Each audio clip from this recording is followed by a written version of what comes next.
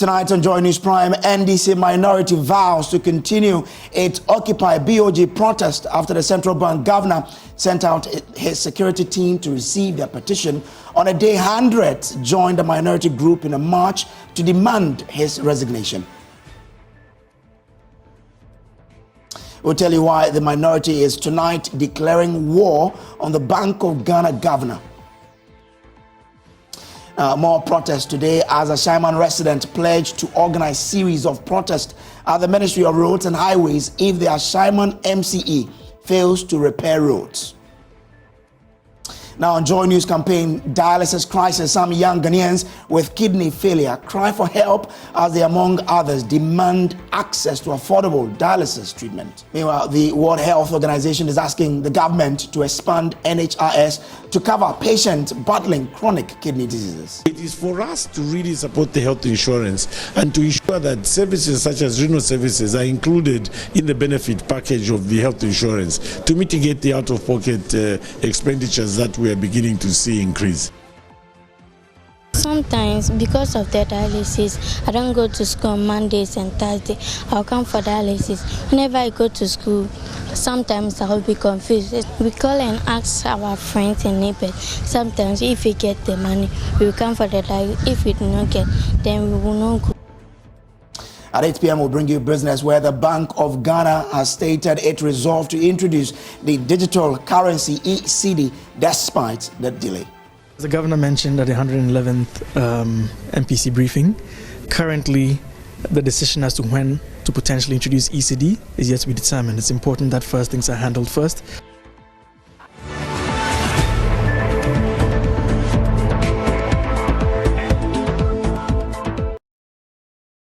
Now, tense moment today as protesters led by the NDC minority and party leadership insisted on proceeding to the Bank of Ghana to deliver a personal petition to the governor, Ernest Addison. Hundreds had poured onto the street today to back the demand for the resignation of the central bank governor and his two deputies. The police just yesterday declared they will not allow the protesters, including the leadership of the minority, anywhere near the central bank premises, which they had assessed as a security zone.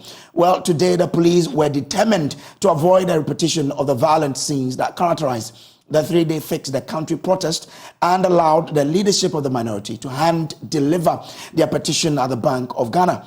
But as it turned out, the governor himself and his two deputies were not available to receive the petition themselves. Instead, they sent out the central bank security head to engage the protesters. Listen to the head of security at the central bank. We were informed that you'll be coming to present the petition to the governor. But the three governors, as we speak, are currently meeting the IMF and in a meeting, and there's nobody there. So the government has asked that I meet you and take the petition on his behalf, and will accordingly respond to the petition. Thank you. All right, so the minority leader will respond. Okay. So first, let me say that I feel very disrespected as the leader of the opposition in Parliament, for a simple reason that we demanded to present a petition to the governor of the Central Bank of the Republic of Ghana, otherwise known as the Bank of Ghana. Unfortunately, he has decided to disrespect us, and his two deputies has also decided to disrespect us by not being here and to receive our petition. We never said we are going to present our petition to the head of security or someone responsible for security, with all due respect. The crowd you've seen is just the beginning. We will come back again, and I assure you, trust me, we will come back again. He should better come in here. If he thinks that the IMF is more important than the Parliament of Ghana, if he thinks that the IMF is more important than the people of Ghana, he's here because of the people of Ghana and not IMF. So let him deal with the IMF, but we'll come after him. We will come after him. Thank you. Until we see him, we are not stopping. This is just the beginning. Choboy! A lot more. Choboy! So, on that note, we mean no disrespect, but we thank you very much. But we'll be protesting again, and we hope that we will be meeting him. Until we see him, we will not stop occupying the Bank of Ghana. Let's speak to Norton Member of Parliament, Samuel Okudzeto. It's clearly a reflection of the disdain and the disregard they have for the Ghanaian people. I mean, how can you choose the IMF over the people who have employed you, over your employers, over the people you are supposed to serve? Is the height of disrespect, and is the reason these people must go. It just tells you that they are really a bunch of administrators, leaders who simply don't care. They don't have regard for the people. They have no scruples. They have no dignity, because this is the height of disrespect. And I can assure you that what they have done is not only an affront to Parliament, it gives us further impetus to go after them and to make sure that they are held to account. We all feel very much disrespected. And this speaks to the impunity with which Nana Akufo-Addo and his appointees want to run this country. But we are not handing over our petition to the head of security. It's like somebody wanting to present a petition to Parliament, to the Speaker of Parliament, and the Speaker delegates the Marshal of the head of security of Parliament to come and receive it. It's the height of disrespect. And so let him remain here. We are going to regroup, find another time to bring the petition. We are not handing over that petition to any security head, because the security people there, they have no idea about what type of policies that are being run there. Yeah. So if you give them the document, they will not even know the value. And we want to present it to Addison and call on him to resign. Thank you for talking to us. You just had National Chairman of the NDC, Johnson is here in Ketia. Let's speak to the Ningo Pram MP, Sam George. I granted you an interview at Obra, and I told you that Ernest Edison is a coward. Do you remember? I said he was a coward and that he won't show up. So I'm not surprised. But I am disrespected. I am offended that he will send the watchman, the gate man, the security man, to come and receive a petition on monetary policy. He says he's a retired wing commander. For a wing commander, his business is flying planes. I mean, what has a wing commander got to do with monetary policy and inflation rates? But you see, this is a good indication of where we are. He has called for war.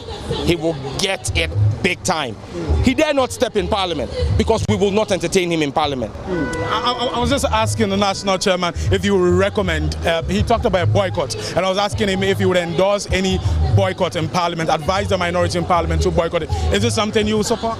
Well, for me, I would insist the next time any of the deputy governors or the governor appears for the Public Accounts Committee that we also cannot see them.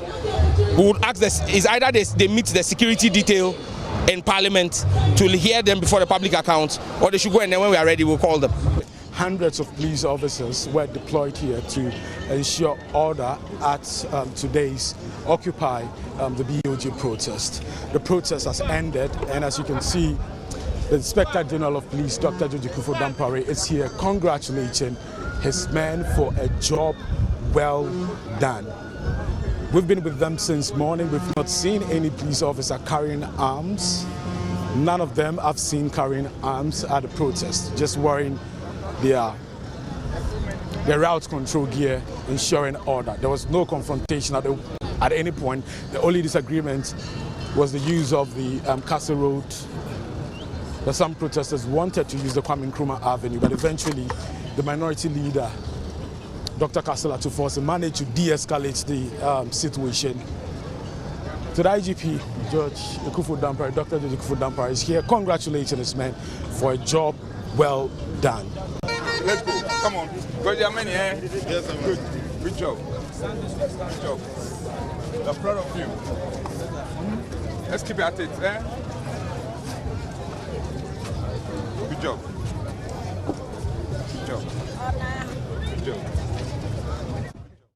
Now, some demonstrators have also been expressing their concerns. They want to do their, how do you call it, campaign. They came to our churches for their campaigns. When they finish getting the votes, they said we shouldn't interfere in the politics. It is a lie. The Bible is about politics. So we, from henceforth, every demonstration about Ghana, I will come. I have a car. The roads are very bad. Are you getting me? From Sunday to Wednesday, I used 6,000 to buy shocks, steer rack, board joint, and the rest. Are you getting me? So when you look at the hardship in this country, being a citizen, I need to be part of this demonstration to show my... This is you being a citizen and not a spectator. Yes, His Excellency President Nana Dankwa Akufo-Addo said that we should be a citizen, not a spectator. So I need to show my citizenship. And if things are very difficult for me, that I cannot bear, I cannot pay my child fees, I cannot buy books. Things are difficult. I believe that so far this government has been a scam, has been a fraud. There's been so many things that have been mismanaged. There's no accountability, there's no credibility. The people of Ghana are suffering while they are looting and sharing monies between themselves, their family and friends, which I believe is not fair to the people of Ghana. I believe that it's just one simple question you need to ask yourself. Look at your living conditions now and compare it to a few years back. How different is it? When you look at inflation rate, it's at an all-time high. If you look at the dollar, the exchange rate, it's crazy. We are suffering. Petrol prices have been increased. Ghanaians are suffering. And then when you look at the expenses that this government has been doing for their personal interests at the expense of things like providing hospital, health care for the citizens, it's unbelievable. So you should just look at how you used to live some years back and compare it to now. You realize that people are suffering. There's nothing like even middle class anymore, because that has everybody now is in the lower class, whilst the government and its family members are all in the upper class enjoying. Now, residents of Ashaiman have vowed to protest at the Ministry of Roads and Highways until their terrible roads are fixed. The angry youth say they are bent on making this happen if Ashaiman Municipal Chief Executive Albert Ochre fails to act on demands captured in their petition to President Akufo-Addo. Now, as early as 6 a.m., the demonstrators started gathering, eager to voice their displeasure about their poor roads in their community. The protests caused heavy vehicular traffic, forcing passengers from neighboring communities, including Klagon, Lashibi, and Ajay Kojo, to walk instead.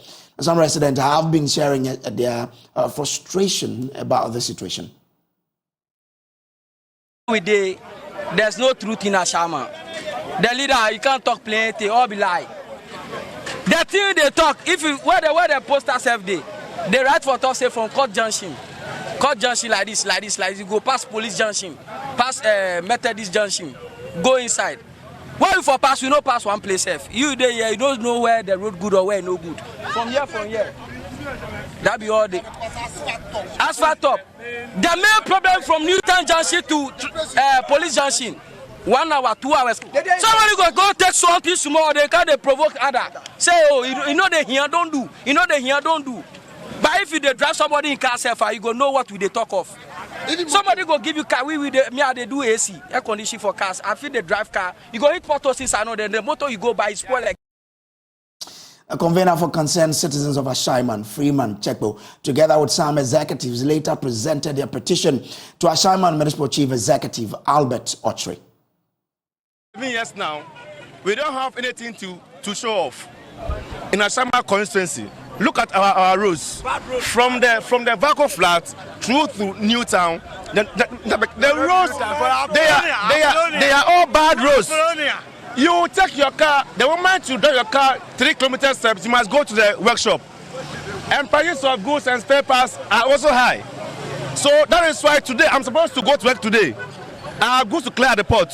But because I want to be concerned on this demonstration, that's why I'm here. Sometimes the road, even when you walk on the road, you feel waist pains. How much more you sit down in the car?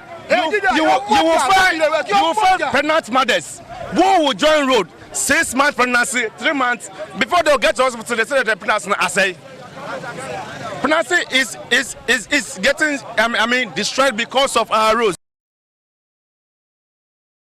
Now, Municipal Chief Executive of Ashaiman, Albert Ostry, assured them of the government's commitment to addressing their concern.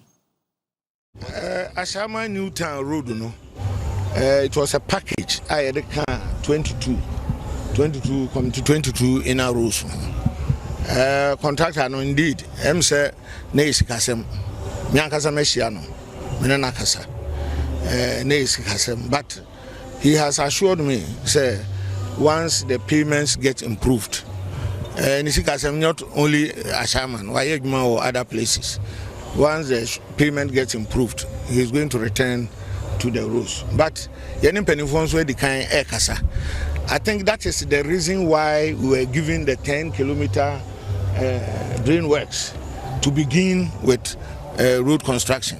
Now, when you have Ashaiman has a bus, yeah, drains 10 kilometers, and I said, Nina, you go so actually will go far. Yes, it will go far. Now, I'm sure, so going forward, we will go far. I did back when I said me correct, and I say,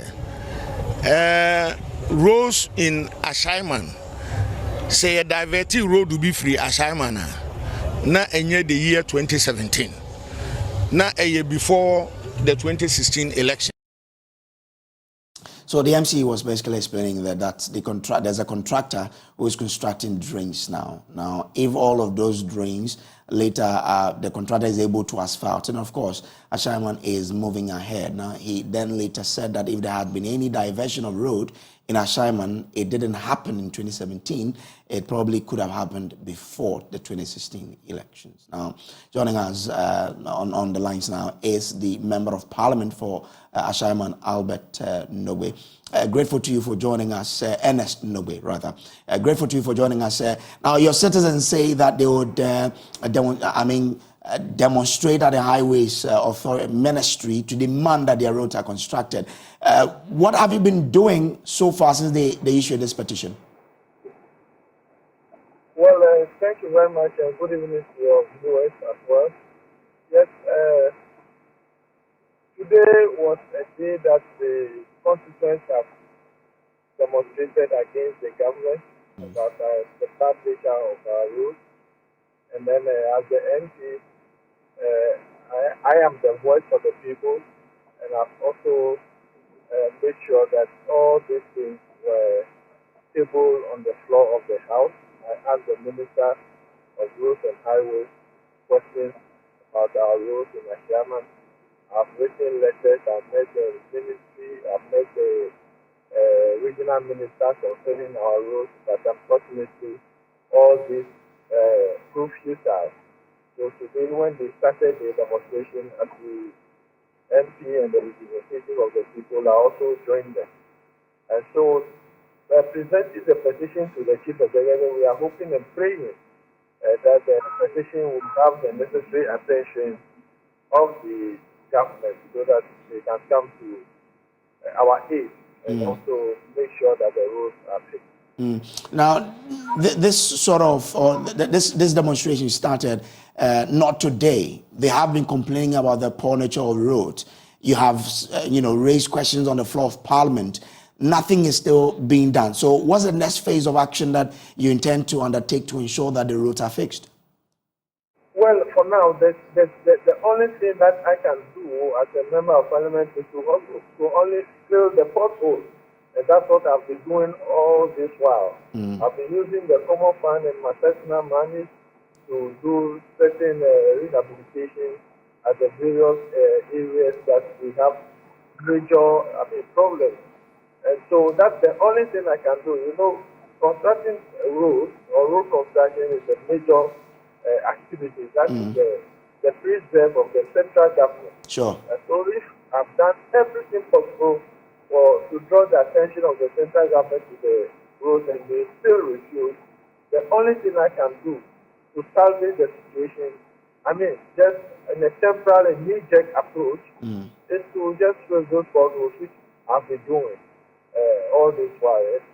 As I said earlier, I asked questions in Parliament. I spoke to the minister himself. I tried as much as possible to lobby for the road to be constructed. The chief executive told me that some of the aspects of the roads were awarded on contract. But as I speak with you, none of the contractors are on site. It's on site, so we cannot say anything much about that. Do I feel you are hopeless about the situation? If you can do this for me in just a minute. You see, I'm hopeless. You feel hopeless about the situation? Yes, definitely. That is the situation, because don't forget also that the issue about Ashaiman voting for a government that is not in power is also a matter to be discussed. Because that is the situation here. We do everything possible. We pay taxes. We do everything possible under the Constitution of the Republic of Ghana as citizens. But because the citizens have chosen one political lineage, the government of the day decided to pay deaf ear to our plight. And that is what a staunch political activist, a government official, told me or told the people of Ashaiman. And that is what is playing out there.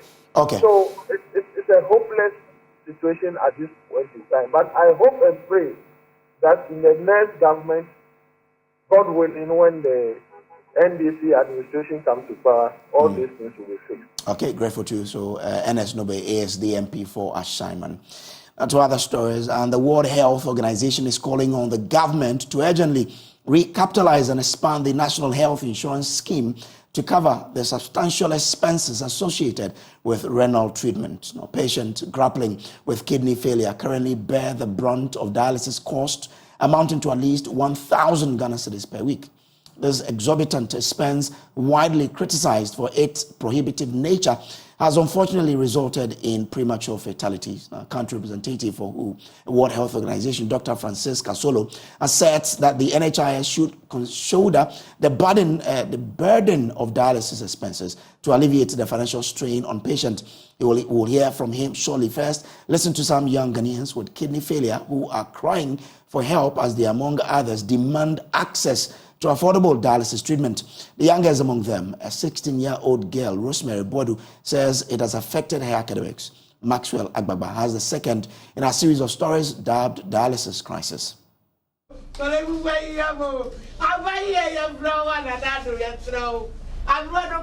1-minute silence for some kidney patients who have died between May and September is briefly disrupted by a woman in her 50s. She has kidney failure too and requires dialysis sessions 3 times a week. Very close to the crying woman are scores of renal patients who have gathered here to mourn and raise awareness about 14 of their members, they say, died after the Kolebu Teaching Hospital restricted dialysis services to only emergency cases after the health facility ran out of supplies. They say through the benevolence of some persons and organizations, their members were getting free dialysis treatment and are now unable to afford the cost in other facilities. I'm 16 years old. Here, I've met the youngest of them all, 16-year-old Rosemary Boidu. She has a kidney failure and requires dialysis treatment 3 times every week.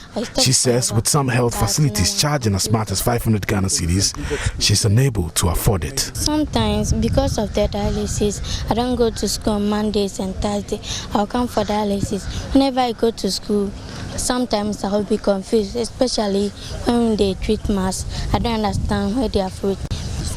Sometimes we call and ask our friends and neighbors. Sometimes if we get the money, we will come for the dialysis. If we do not get, then we will not go. Even sometimes, what we eat is very difficult unless I'll be calling people. And sometimes I'll not get the money, so I have to sleep like this. we are pleading with government to help us with the dialysis. We cannot pay because of that. We are not able to go for dialysis, and that one too is our strength. If we not do the dialysis, we are suffering. We are pleading them to help us, pay the money for us so that we can dial at least 2 times or 3 times a week. I've been on dialysis for the past 4 years. Yeah, also here is 24-year-old Stacey Adams Benny. I'm not getting support. She says she has dropped out of school as a result of her struggles with her kidney. Yeah, it's been very, very challenging. I mean, I'm not getting support from anywhere currently because everyone is financially unstable. My mom is not working at the moment, and back home, I mean, things are not really going on well, so it's been very challenging. Yeah. So how do you raise money for dialysis? Once a while, friends come in, family members also come in as well. Once a while, it just comes. When it comes, I go. When it doesn't come, I just stay home. I'll plead on the government to come to our aid. At least include dialysis on the NHIS because we are really suffering. People are dying. I believe by doing so, it will reduce the morbidity and mortality rate in the country. Yeah. My parents died when I was young. Dede Mensah has lost her mother and father. She's unemployed. She's sometimes compelled to go weeks without dialysis. I was schooling at Briarsu Senior High, and I had kidney failure, so I have to come home. When I came home, I told my sister about it. We came to Kolebu. They diagnosed me at Kolebu, so they put me on the machine. Sometimes we beg. The man won't get the money. If he get the money, I'll come for dialysis. But if he doesn't get, I will be in the house. So because of that, I don't drink water, I don't eat. Even when I'm thirsty, I'll be there, I won't drink. Because I know if I drink, I will suffer, so I won't drink.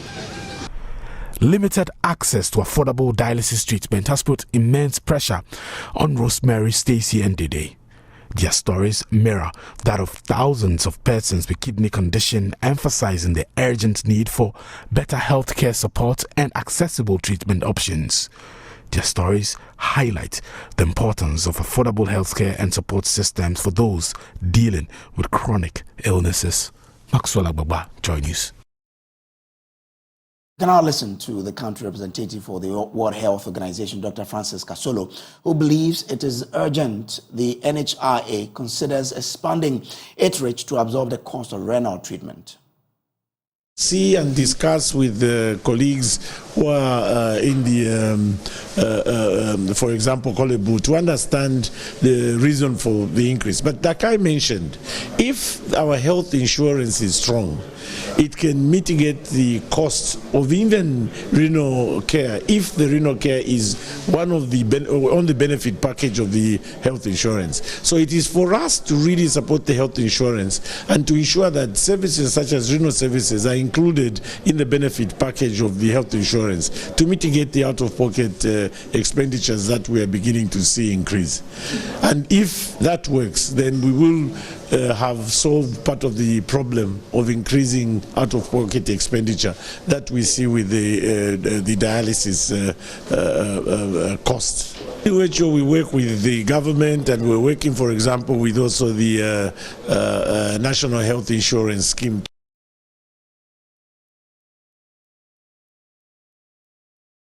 Now, senior lecturer and nephrologist at the Kwame Nkrumah University of Science and Technology School of Medicine and Dentistry, Dr. Elliot Granting Tano, says nearly 90% of Ghanaian kidney failure patients who desperately need dialysis don't have access to this life-saving treatment. This is according to his yet-to-be-published study titled 50 Years of Hemodialysis in Ghana, Current Status, Utilization and Cost of Dialysis Services. Dr. Tano spoke on the Super Morning Show.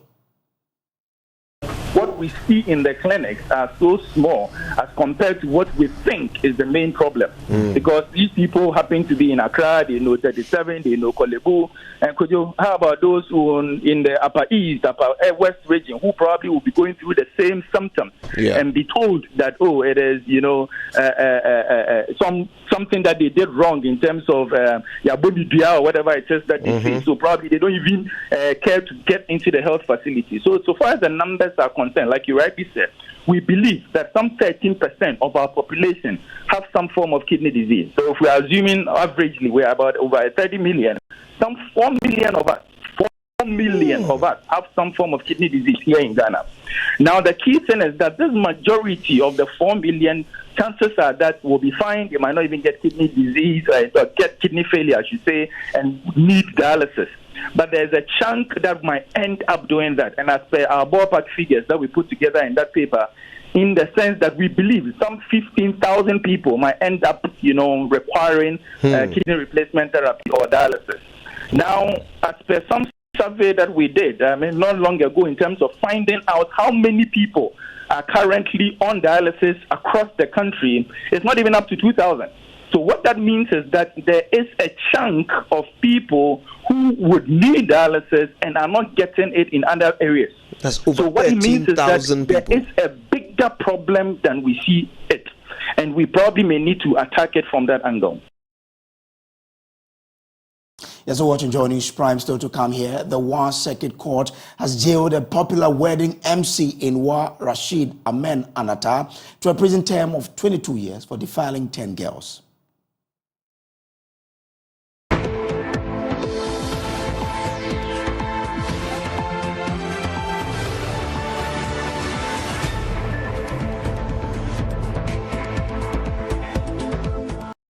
Welcome back from the break. Now, the Wa Circuit Court has jailed a popular wedding MC in Wa, Rashid Amin Anata, to a prison term of 22 years for defiling 10 girls. Rashid, who pleaded not guilty, stood trial for 10 counts of defilement. Joy News' Upper West Regional correspondent Rafiq Salam was in court and our reports from Wa. They have never been weighing in the interest of the public regarding the case of the disgraced 35-year-old wedding MC, Rashid Ahmed, better known by admirers as Anata. He was accused of having carnal knowledge of 10 minors and charged 10 counts of defilement laced in 4 dockets. He has strenuously denied all charges against him. As usual of him, Anata arrived at the Wa Circuit Court wearing his ritual Egyptian traditional orange strip garment. He stood motionless with his hands strapped at his back while the presiding judge, Jonathan Abugu, read out the 70-minute judgment. The first docket involved 3 minors and contained 6 counts of defilement. The second docket also involved 3 minors and 3 counts of defilement, while the third docket has 1 minor involved and 1 count of defilement. The fourth docket was, however, arrested by the prosecution. He was found guilty of all counts by the court and sentenced to a combined prison sentence of 69 years. The disgraced sexual predator will, however, serve combined prison term of 22 years, as explained by the principal state attorney, Said Abdul Shakur, who also led the prosecution. Now, her journey began in defiance, battling hunger and homelessness to pursue education against her father's wishes for a life in farming. Today, Naomi provides not just shelter, but a sense of family to children from diverse backgrounds, defying all odds and economic challenges. Here is Naomi's story of hope.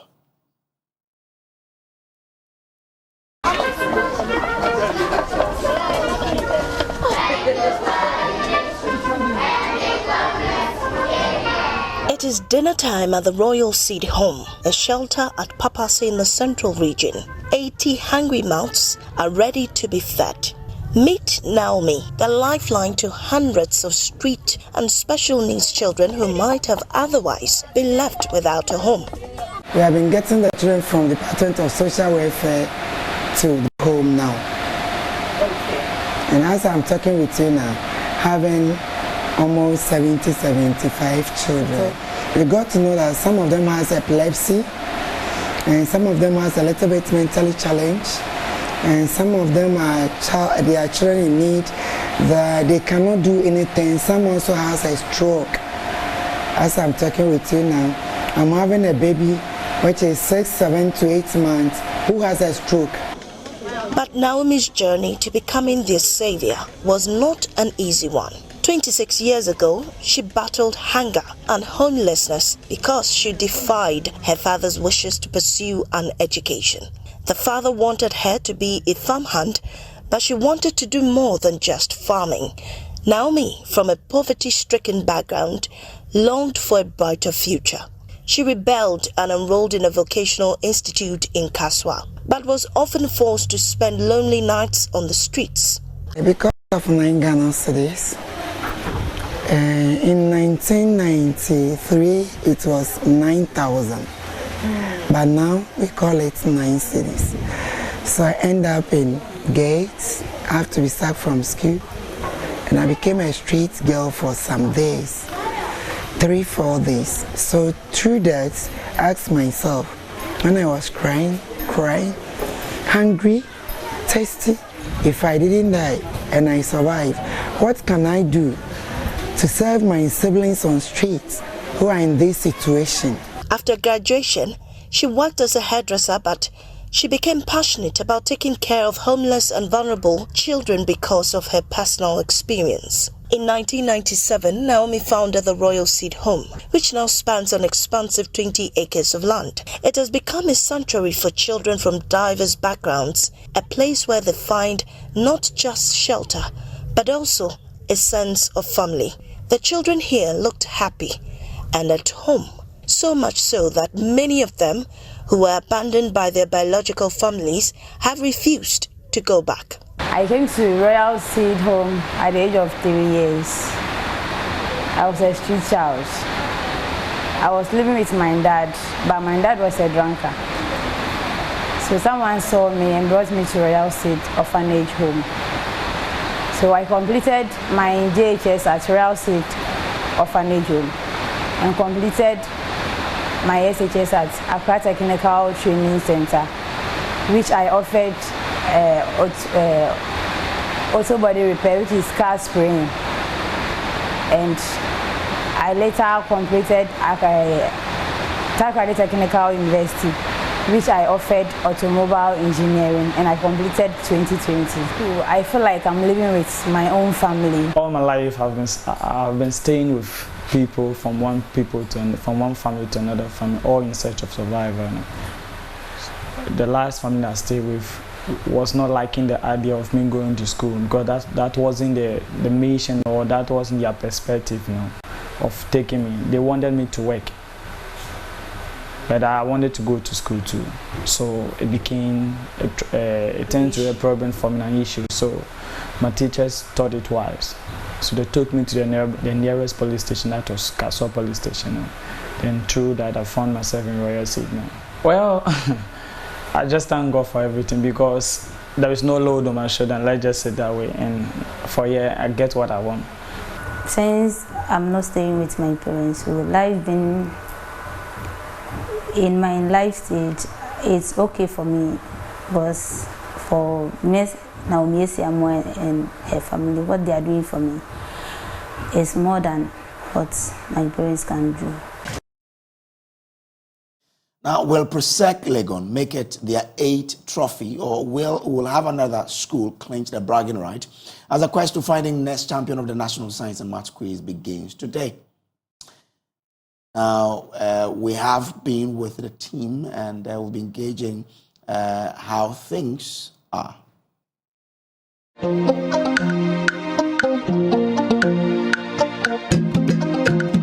It's that time where all the schools converge at one place for the National Science and Maths Quiz. We are right here at the Kwame Nkrumah University of Science and Technology, where we have about 56 schools arriving for the preliminary contest of the 2023 edition of the National Science and Maths Quiz. So let's have an interaction with most of the students who are arriving today to get to know the expectations, how far and how well they have prepared for this contest. Me here, I have students from St. Monica's Secondary School. Hello, ladies. How are you? Yeah, fine. Thank you. You look like you're shy. You're here starting with the preliminaries. How well are you prepared for it? I'll start with you. We are well prepared and we are just hoping for the best because we have been learning throughout for almost 3 years now, and then we are hoping that it will come out well for us. All right. But my big question, any school here that you see as a threat to the competition that you're about to contest for? Because sometimes you'd be like, hey, this school is like, we might not be able to conquer them. But let me know, which school do you think is a threat to you? Well, for me, it's Yellow Kobo, but we are hoping that... Yellow Kobo? Why Yellow Kobo? Looking at their performance at the regional championship, they did really well. They were very impressive. It's kind of like a threat. A threat to you. All right, what about you? Do you think it's so Yellow Kobo? Yes. Okay, what about you? Okay, me, I don't really have a threat in terms of the schools. I believe we are going to face the questions. So if the questions are suitable for us, then we are winning. We don't have any threat. I've got a couple of them. It's not a couple. All the contestants are here. So can you tell me your name? I'll start with you. Butchie Bright. Bright and? James Guest. And? Steven. Okay. Can you give it to him? Steven. All right. So how has it been for you so far? Last year you got to the preliminary stage. You got knocked out. This year you were back. What is different this time around? Let me start with you. Oh, we are hoping you should qualify from the prelims to 1/8 or quarterfinals. That's why we are here. Not the main finale. You don't want to qualify for the main finale. Oh, if by the God grace we qualify there, we will thank that God who helped us. Okay. You contested 3 years ago. How was it for you? How has it been? Wait, how has life been for you? Normal. It didn't come with any pressure and all that. No. But what were some of the lessons that you learned, which was 3 years ago? 2 years. 2 years ago, 2021. So how has it been for you so far? Actually, it was the first time for the school, so preparation wasn't what I see. Oh, we'll take a break here on Prime. We'll be back with Showbiz.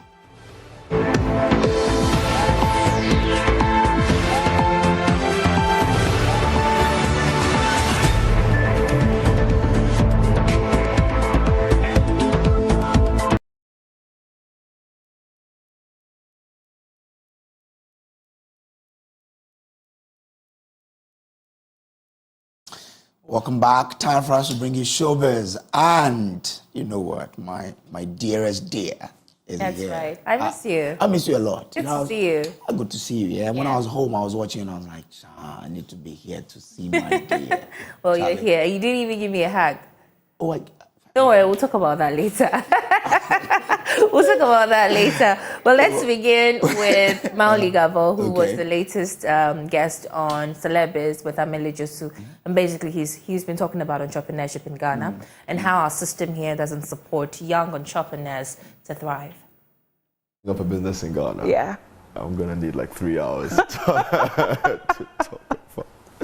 about.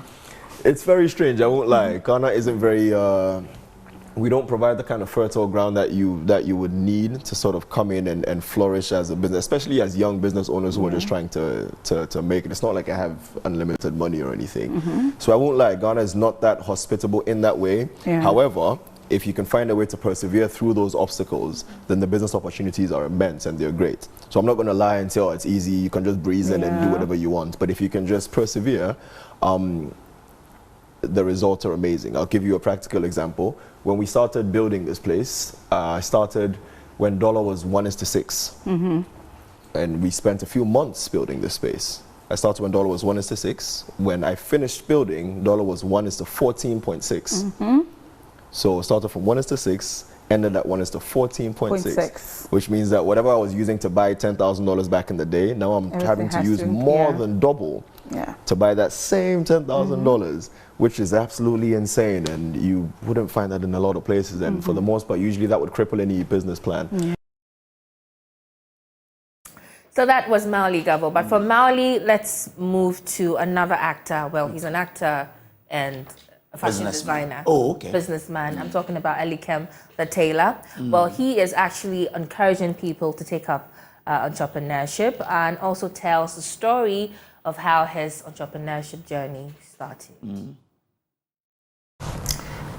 Same Legon, level 300. Okay.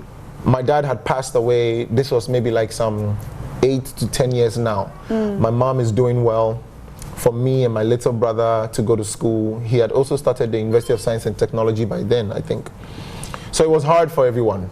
So I deferred 1 year of the course. I was like, Charlie, I'm not going to fit again. Maybe I'll continue school some other time, maybe not, but I don't have money now. Wow. I went home. Wow. While I was home, I started thinking, now this is one thing you and the kids at home need to know, that it's important to embrace failure. It's important to embrace the downsides of your life. It's important to, cry over it,